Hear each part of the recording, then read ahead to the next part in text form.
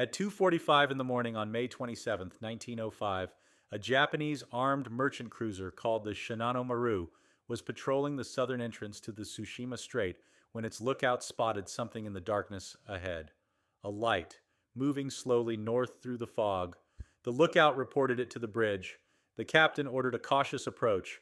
As the Shinano Maru drew nearer, more lights appeared, then more, then the outline of enormous shapes in the water, the silhouettes of battleships, their bulk barely visible in the gray pre-dawn. But one ship had its lights blazing fully. It was a hospital ship, the Oral, running its lights as required by international law. Its radio operator, seeing the Shinano Maru approach, assumed it was a friendly Russian vessel and sent a signal greeting it. The Shinano Maru was not a friendly vessel. It was Japanese, and it had just found the Russian Baltic fleet.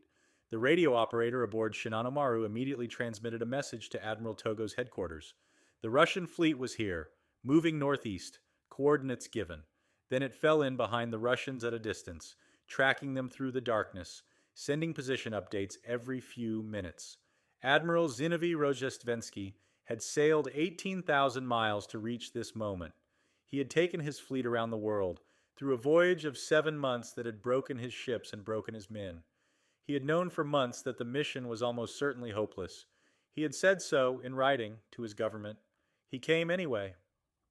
By the afternoon of May 27th, 1905, his fleet was gone.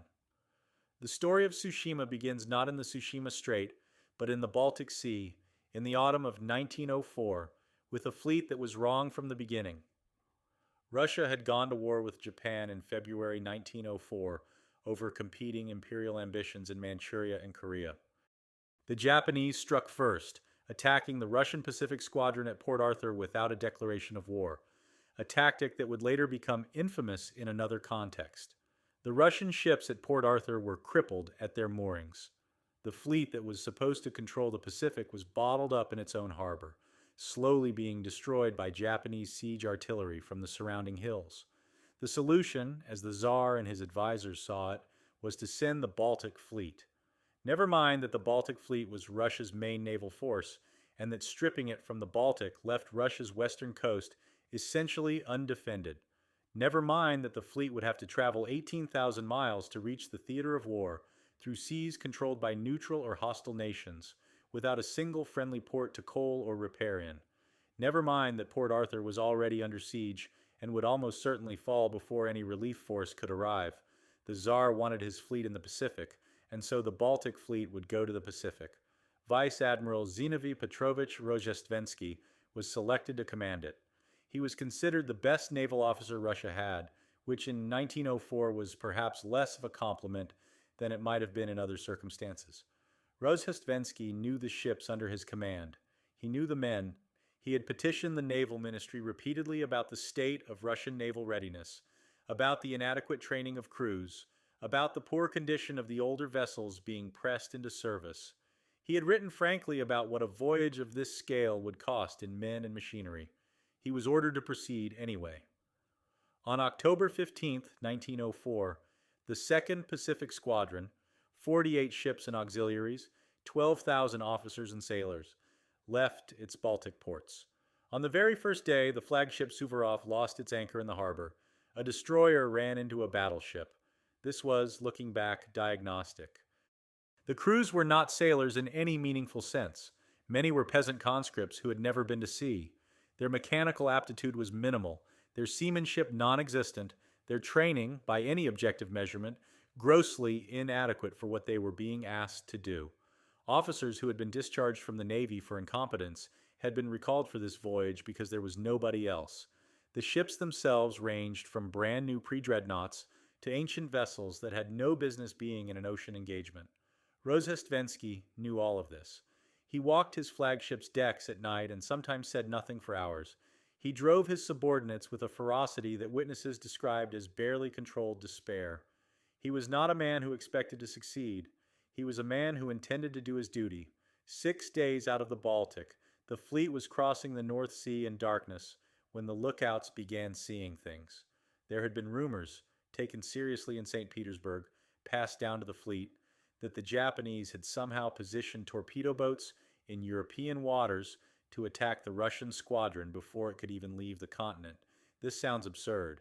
Japan is 7,000 miles from the North Sea, but in October 1904, Russian nerves were raw, and the intelligence services had been feeding the fleet a stream of reports about phantom Japanese vessels. In the early hours of October 22nd, the fleet entered the Dogger Bank, the shallow waters of the central North Sea, one of the richest fishing grounds in Europe, regularly worked by trawlers from the British port of Hull. The Russians encountered the fishing fleet in the dark, in the fog, and opened fire. The fishing trawlers were British. They were unarmed. Several were lit with working lights. None of this prevented the Russian fleet from pouring artillery shells into them for approximately 10 minutes. Russian ships fired on each other in the chaos. One trawler was sunk. 2 British fishermen were killed, 6 wounded. A priest and a sailor aboard the Russian cruiser Aurora were killed by Russian shells fired from Russian guns at Russian ships. Britain mobilized its home fleet. 28 battleships raised steam and prepared for action. British cruisers shadowed the Russian fleet through the Bay of Biscay and down the Portuguese coast, the implicit message being that a single further incident would mean war. Diplomatic emergency negotiations began in London and St. Petersburg. Russia paid £66,000 in compensation. Rozhestvensky was censured. The fleet was barred from British ports everywhere in the world, which effectively meant it couldn't use the Suez Canal, which ran through British-controlled Egypt.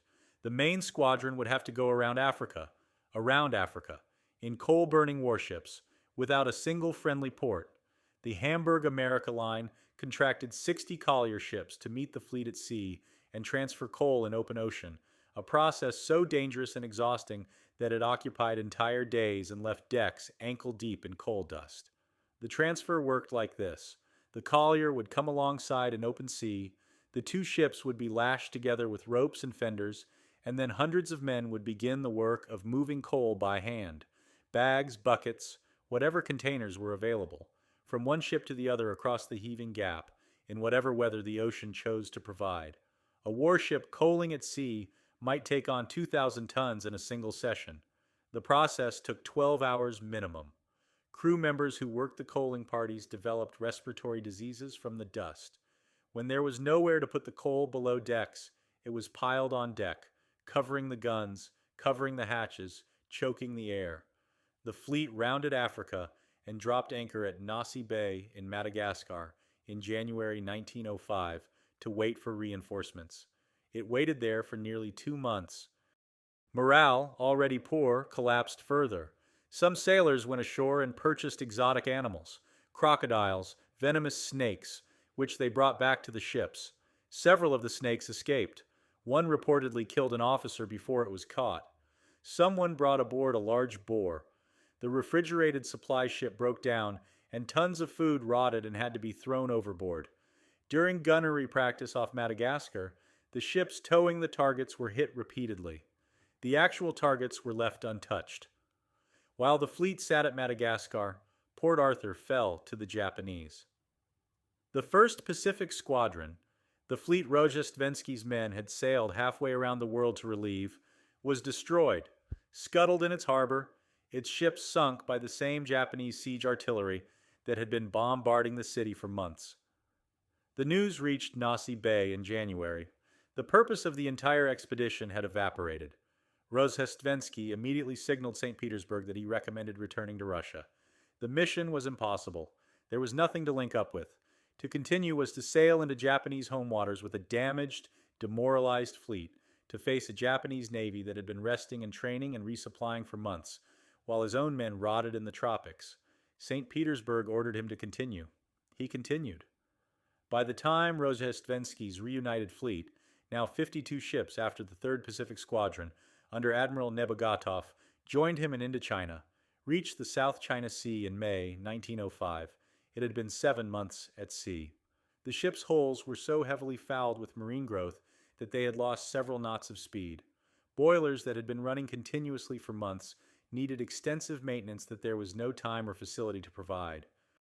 Rozhestvensky himself was exhausted in ways that went beyond sleep, an exhaustion of the spirit, of a man who had argued against this voyage from the beginning, and was now obligated to see it through to a conclusion he had predicted accurately and in writing.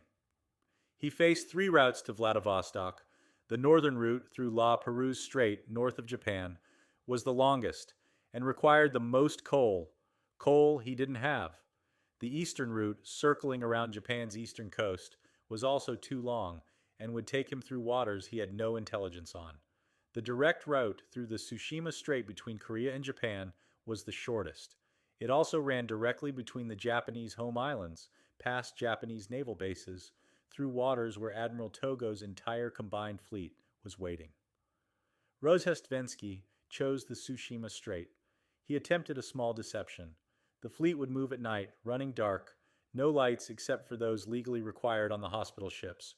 He hoped, not really believed, but hoped, that he might slip through in the fog and darkness without the Japanese detecting him until he was safely past. The hospital ship Orel's lights gave them away. Admiral Togo was almost a mirror image of Rozhestvensky in his biographical circumstances. A naval officer who had spent years outside his home country studying a foreign naval tradition, who had returned transformed by what he learned, who had spent his career preparing for a moment exactly like this one. He had studied in England for 7 years, absorbed the culture and professionalism of the Royal Navy, and modeled himself on Nelson in ways that were almost self-consciously theatrical. When the Shinano Maru's radio message arrived at his headquarters, Togo did not hesitate. He gave his fleet the signal to sortie. While the Russians were still sailing north through the darkness, unaware they had been detected, Togo was positioning his ships to be exactly where he needed them to be when dawn came. He sent a message to his fleet that history has remembered in full. The Empire's fate depends on the result of this battle. Let every man do his utmost. At 1:40 in the afternoon on May 27th, both fleets sighted each other through the still foggy air. The Russians were sailing northeast in two parallel columns. The Japanese were to the northeast, steaming southwest, moving to intercept. What Togo did next is still studied in every serious naval academy in the world. He ordered his entire fleet to turn.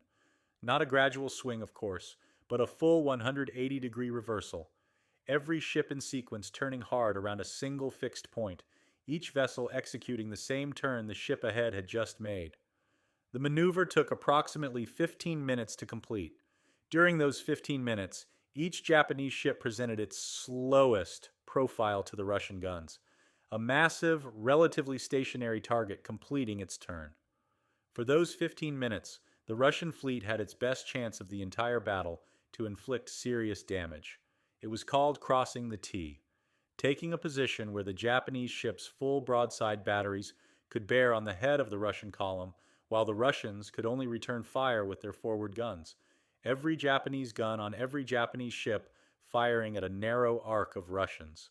The Russians answering with a fraction of what they had. It was extraordinarily dangerous to execute. While Togo's ships were completing their turns, they were briefly exposed to the maximum fire of the Russian fleet. Rozhestvensky's gunners, against all expectations, were not terrible. They hit the Japanese flagship Mikasa 15 times in 5 minutes during the turn, and 15 more times before the day was done. The shells struck Mikasa's deck, punched through her hull, killed men at their stations. An officer who was a young ensign on a Japanese cruiser that day, a man named Takano Isoroku, who would later take the name Yamamoto, lost 2 fingers to a shell fragment during the battle. If the Russian gunnery had been just slightly better, if a shell had found a magazine or disabled Mikasa's steering mechanism, during those vulnerable minutes, the battle might have been entirely different. Instead, the turn completed. The Japanese took parallel course with the Russians at a range of roughly 7,000 meters and opened fire. The Japanese shells were different from the Russian ones, not in caliber but in their fuses and their explosive composition. Russian shells were designed to penetrate armor before exploding inside. Japanese shells were designed to explode on contact with practically anything: air, water, a rope, a lifeboat, a man. They detonated in massive blasts of shrapnel and flame wherever they struck, turning the surfaces of Russian ships into infernos. The Russian battleships began burning almost immediately. The flagship Knyaz Suvorov took hits from the first Japanese salvos. Its steering was destroyed. It began to circle, out of control, away from the fleet, trailing smoke and flame. Rozhestvensky was on the bridge when a shell burst nearby. A fragment of shrapnel tore through his skull, knocking him unconscious. His flag captain assumed command. 30 minutes into the battle, Russia had already lost its admiral and its flagship. By the time darkness fell on May 27th, 4 Russian battleships had been sunk. Knyaz Suvorov was still afloat, but barely. A burning wreck circling uselessly, eventually sunk by Japanese torpedo boats as night came. Imperator Alexander III had capsized and gone down with her entire crew. 800 men, none rescued. Borodino exploded when a Japanese shell found her magazine, sinking within 2 minutes, taking all but one of her crew of 865. Osliabya, the flagship of the 2nd Division, had been hit so many times that her hull simply failed, and she sank with hundreds still aboard. The flagship itself, Suvorov, had been a particular focus of Japanese fire from the opening minutes. Her steering was wrecked early. She had circled helplessly for hours, entirely disconnected from the battle she had been supposed to lead, burning from stem to stern, her crew fighting fires that consumed compartment after compartment. The men who remained alive aboard her kept fighting for as long as they could work the guns. Torpedo boats approached her repeatedly and she drove them off. It was late in the evening when Japanese torpedo boats finally put her down, with 3 torpedo hits. She sank with virtually everyone still aboard, including her captain, her officers, and most of the crew. Rozhestvensky had been pulled off earlier by a destroyer, unconscious, his skull fractured by shrapnel, his flag transferred to another ship. Command of what remained passed to Nebogotov. The remaining Russian ships pushed north, trying to reach Vladivostok. They had perhaps 12 hours of darkness in which the main Japanese fleet couldn't pursue effectively. But Togo had anticipated this. Before full dark, he sent 21 destroyers and 37 torpedo boats into the darkness after the Russians. The night that followed was, for the Russian survivors, something close to hell. The torpedo boats attacked in waves, coming in low and fast, barely visible in the darkness, running at the Russian ships at full speed with torpedoes. The small boats were difficult to see until they were dangerously close, and the Russian fleet's searchlights, sweeping the darkness in every direction, illuminated some attackers but created as many problems as they solved, since they also revealed the Russian ships' positions and blinded the gunners trying to track fast-moving targets in the dark. The Russians fired at everything, at the torpedo boats, at flashes in the water, at shapes that might have been enemies, at each other. Ships collided in the darkness. Shells fell among Russian vessels. Men who had been fighting without rest since early afternoon now fought through the night, not knowing how many attackers remained, not knowing what the morning would bring, not knowing how many of their own ships were still afloat. Several Russian ships were sunk in the night attacks.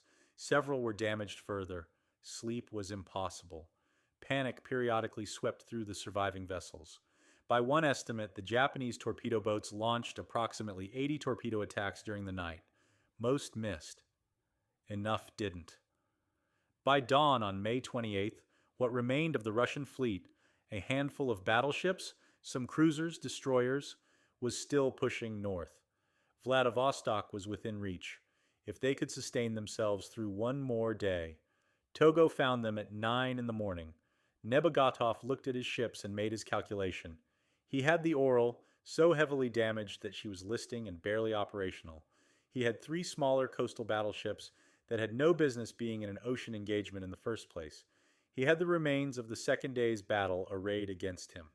He later said that he counted the guns and the shells remaining, and concluded that continuing to fight would kill everyone under his command without altering the result.